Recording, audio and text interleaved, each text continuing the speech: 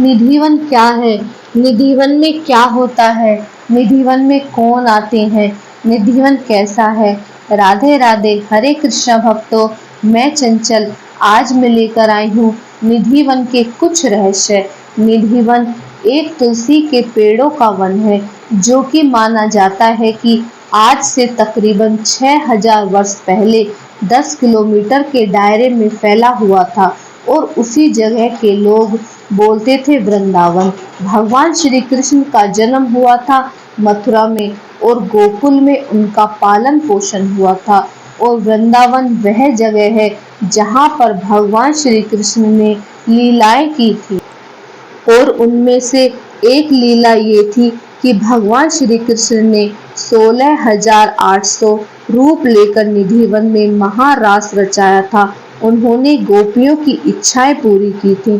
कहा जाता है कि कलयुग में निधिवन खत्म होता जा रहा था जब संत श्री चैतन्य महाप्रभु जी ने नवद्वीप से आकर वृंदावन में तपस्या की, जिससे उन्होंने निधिवन को प्रकाशित किया। तानसेन के गुरु स्वामी हरिदास ने यहाँ आकर 12.5 साल तक साधना, तपस्या और भजन किया, जिससे भगवान प्रसन्न हुए और उनको राधा कृष्ण के दर्शन। फिर उनको भगवान की 2 प्रतिमाएं निधिवन में मिली, जिनकी वजह से आज वृंदावन का नाम रखा गया है। जिसमें पहली मूर्ति थी वृंदावन बिहारी और दूसरी मूर्ति थी बाके बिहारी। निधिवन में सभी पेड़ गोपियों का स्वरूप है। जब गोपियों ने कहा, प्रभु हम वृंदावन वास करना चाहते हैं, फिर भगवान ने वृंदावन को तुलसी के नाम से वृक्षों का वास किया। भगवान ने कहा, मैं आऊंगा, मेरे सामने गोपी प्रसन्न बनकर दर्शन प्राप्त करेंगी। बाकी के 24 घंटे में इस अपने वृक्ष के रूप में वास करेंगी। तो आज भी ये वन तुलसी के पेड़ बोले जाते हैं। आप देखेंगे कि वृंदावन के सभी पेड़ टेढ़े मेढ़े हैं। वो इसलिए कि भगवान कृष्ण टेढ़े मेढ़े हैं, तो इनकी लताएं टेढ़ी हैं। ये पेड़ झुककर आज भी भगवान श्री कृष्ण की भूमि को नमन करते हैं। कहते हैं, वृंदावन के वृक्ष का मरम न जाने कोई, और डाल डाल की पात पात पर श्री राधे राधे हुई।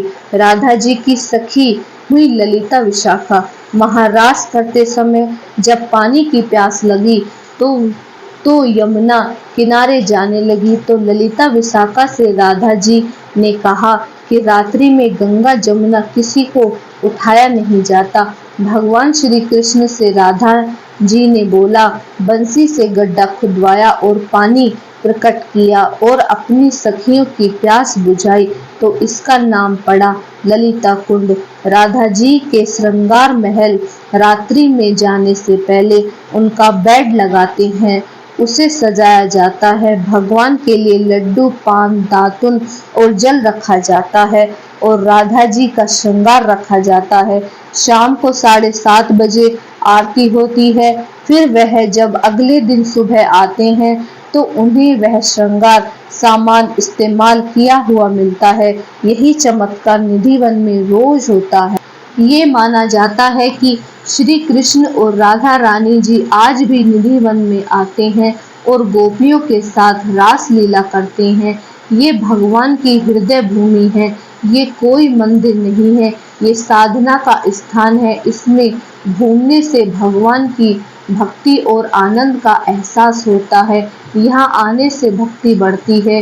यहीं पर श्री हरिदास जी ने अपनी तपस्या की थी। जब आप निधिवन जाएंगे तो भक्ति का आनंद पाएंगे। भगवान शंकर कैलाश को छोड़कर वृंदावन भूमि में आए तो यहाँ की गोपियों ने देखा, भगवान शंकर से मना किया कि आपका यहाँ कोई महत्व नहीं है, आप तो संत पुरुष हैं, पुरुष केवल एक कन्हैया है, आपको दर्शन प्राप्त नहीं होंगे। यहाँ पर गोपियों के दर्शन प्राप्त हैं। शंकर जी निराश हुए और बलराम जी से कामना की कि आप तो यहाँ के राजा हैं, मुझे कृष्ण का दर्शन प्राप्त करा दो। तो बलराम जी ने यमुना माँ को बोला, शंकर जी को गोपी श्रृंगार करके लेकर गए। जब गोपियों ने इन्हें पहचाना नहीं तो भगवान कृष्ण मुस्कुराए, बोले कि आओ गोपेश्वर। महादेव गोपेश्वर का नाम लेते ही राधा जी नाराज हो गईं, बोली कि इतनी गोपियां थीं, आपने किसी का नाम नहीं लिया। आज नई सखी गोपी आई तो आपने उसे हमारे ऊपर हेड बना दिया। गोपेश्वर का मतलब है गोपियों का ईश्वर। वृंदावन में शिव जी का एक मंदिर है जहाँ पर उन्हें गोपेश्वर महादेव के नाम से जाना जाता है। तो ये थी निधिवन की कुछ जानकारियाँ। कैसी लगी आपको हमारी ये जानकारियाँ? अगर अच्छी लगी तो हमारे चैनल को लाइक, शेयर, सब्सक्राइब जरूर करें। राधे राधे।